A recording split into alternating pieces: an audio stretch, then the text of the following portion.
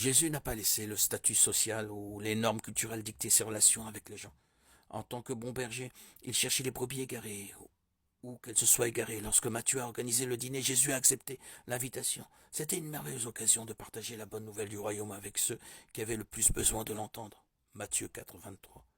Il a été critiqué pour ses actions par les légalistes bien pensants de son époque.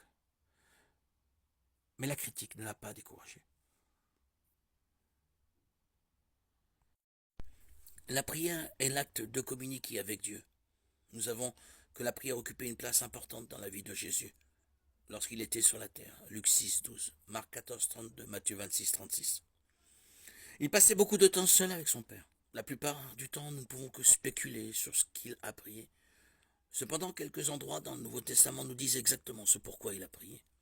Dans Matthieu 19, 13, il a prié pour les petits-enfants. Dans Luc 22, 32, il nous dit qu'il a prié pour que la foi de Pierre reste forte. Et dans Jean 17, la prière sacerdotale de Jésus. Il a prié pour ses disciples et pour ceux qui croiront en moi par leur message. C'est-à-dire nous. Maintenant que Jésus est remonté au ciel, il continue de prier pour nous. Son ministère en notre faveur se poursuit. Hébreux 7, 25. Jésus est notre avocat auprès du Père. 1 Jean 2, 1. Jésus était honnête et véritable. Il n'a jamais violé sa propre parole. Il a dit la vérité partout où il est allé. Il a vécu une vie que nous pouvons suivre de manière explicite. Jésus a dit « Je suis le chemin, la vérité et la vie ». Jean 14, 6. En même temps, il était un homme de paix. Il n'a pas plaidé sa cause ni essayé de s'imposer dans le cœur des gens. La deuxième fonction principale d'un prophète dans la Bible est celle à laquelle les gens pensent généralement lorsqu'ils entendent le terme prophétie, à savoir l'annonce ou la prédiction d'événements futurs par révélation divine.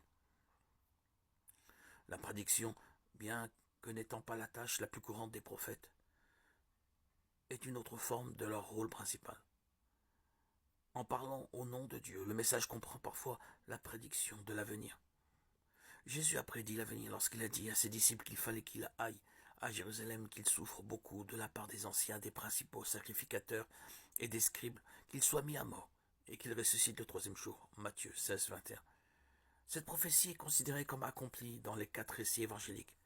Matthieu 27, 28, Marc 15, 16, Luc 22, 24 et Jean 18, 20.